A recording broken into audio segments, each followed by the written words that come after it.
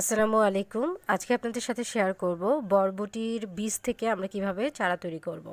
বরবটির বীজ কখন লাগাবেন, কখন উপযুক্ত সময়, কি ধরনের মাটিতে লাগাবেন, আজকে সবকিছুই ডিটেলসে বলবো, তাই ভিডিওটি না কেটে পুরো ভিডিওটি মনোযোগ সহকারে দেখুন। প্রথমে বলছি বরবটি বীজ লাগানোর উপযুক্ত সময়।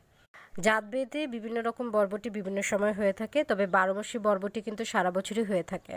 তবে 12 মাসে হলেও শীতকালে কিন্তু তুলনামূলক ফলন কম হয়, তাই শীত বাদে সারা বছরই মোটামুটি বরবটি পাওয়া যায়। বিশেষ করে মার্চ থেকে সেপ্টেম্বর এই সময়টাতে বেশি ভালো ফলন হয়। আর বীজ বপনের উপযুক্ত সময় যদি বলি, বীজ বপনের উপযুক্ত সময় হচ্ছে ফেব্রুয়ারি থেকে জুলাই মাস। ফেব্রুয়ারি থেকে জুলাই মাস হচ্ছে উপযুক্ত সময়, তবে শীত বাদে মোটামুটি সারা বছরও কিন্তু লাগানো যাবে। আমার যে বরবটির বীজগুলো দেখতে পাচ্ছেন, এগুলো আমি গত বছর আমার নিজের গাছ থেকে সংগ্রহ করেছি। তো আপনাদের নিজের গাছ না থাকলে আপনারা বাজার থেকেও এরকম বরবটি বীজ সংগ্রহ করে সেগুলোকে সারা রাত ভিজিয়ে রাখবেন। সারা রাত ভিজানোর পরে তারপরে এগুলো বপন করবেন।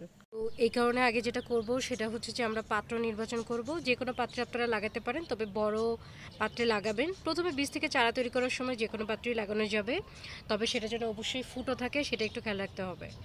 চারা হয়ে যাওয়ার পরে তারপর আপনারা বড় পাত্রে লাগাতে পারেন, সমস্যা নেই। তো মাটি ফার্স্টে আমরা প্রস্তুত করব। এই মাটিটা আমরা 50%-এর মতো গার্ডেন সয়েল নিয়েছি, আর 50%-এর মতো যে কোনো জৈব সার নেবেন। সেটা গোবর সারও হতে পারে, কিংবা ভার্মি কম্পোস্টও হতে পারে, কিংবা পাতা পচা সারও হতে পারে।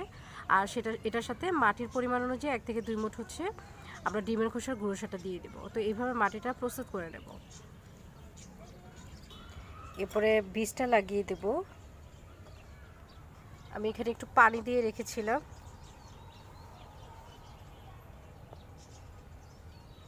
বিসমিল্লাহির রহমানির রহিম।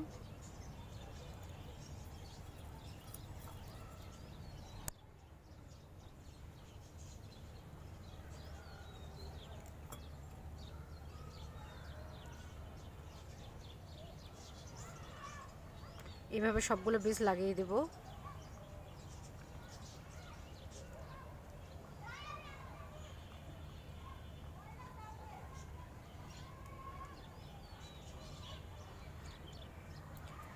আর আমি তো আগেই পানি দিয়ে রেখেছিলাম, সো মাটিটা অলরেডি ময়েশ্চার আছে, ভেজা ভেজা আছে। তো এইভাবে রেগুলার বেসিসে একটু মাটিটা ময়েশ্চার রাখবো, পানির ছিটে দিয়ে দিব, যতদিন না বীজ থেকে চারা গজায়। আমরা প্রায় 7 দিন পরে ফিরে আসলাম। দেখতে পাচ্ছেন যে আমার কিন্তু বীজ থেকে চারা গজিয়ে গেছে। আমি যে পরিমাণে বীজ লাগিয়েছিলাম তার মধ্যে 60%-এর মতো বীজ থেকে চারা গজিয়েছে। আসলে বীজ থেকে কত তাড়াতাড়ি চারা গজাবে এবং কি পরিমাণে গজাবে সেটা নির্ভর করে কিন্তু বীজের কোয়ালিটির উপরে, মাটির কোয়ালিটির উপরে এবং আবহাওয়ার উপরে। তো বীজ বপনের 7 দিনের মাথায় আমার যে বীজগুলো গজিয়ে গেছে, মানে চারা গজিয়ে গেছে, এই চারাগুলোকে এখন নাড়াচাড়া করব না, এই চারাগুলোকে আরেকটু বড় করতে হবে। আর এই মুহূর্তে কোনো ধরনের সারের প্রয়োজন নাই। এই মুহূর্তে শুধুমাত্র নিয়মিত পানি দিয়ে যেতে হবে, এবং পানিটা এমনভাবে দিতে হবে যাতে করে, যেহেতু একদমই ছোট্ট চারা, যাতে করে পানি দেওয়ার কারণে সেটা হেলে পড়ে না যায় বা ভেঙে না যায়, সেই জিনিসটা একটু খেয়াল রাখতে হবে। চারা বপনের প্রায় 20 দিন পরে ফিরে আসলাম। দেখুন এখন কিন্তু চারাগুলো আরেকটু বড় হয়ে গেছে।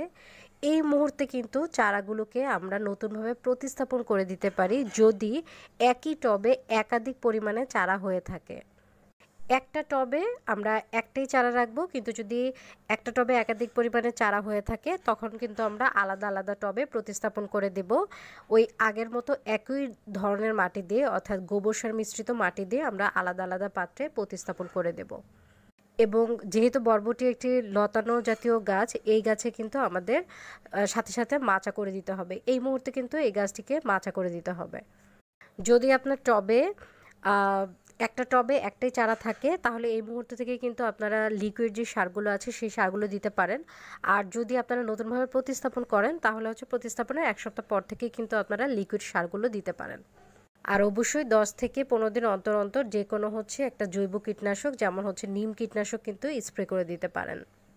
বরবটি গাছের সম্পূর্ণ পরিচর্যা নিয়ে কিন্তু আমার চ্যানেলে ভিডিও রয়েছে। আপনারা যদি সম্পূর্ণ পরিচর্যা নিয়ে ভিডিও দেখতে চান তাহলে যেটা করবেন, আমার চ্যানেলে যাবেন, চ্যানেল থেকে প্লেলিস্টে যাবেন, প্লেলিস্টে গেলে সিম ও বরবটি নামে একটি প্লেলিস্ট পেয়ে যাবেন। সেখানে কিন্তু বরবটি নিয়ে আমার চ্যানেলে অনেকগুলো ভিডিও পেয়ে যাবেন, কিভাবে হচ্ছে পরিচর্যা করবেন, কিভাবে বাম্পার ফলন পাবেন, সমস্ত কিছু নিয়ে কিন্তু ভিডিও রয়েছে।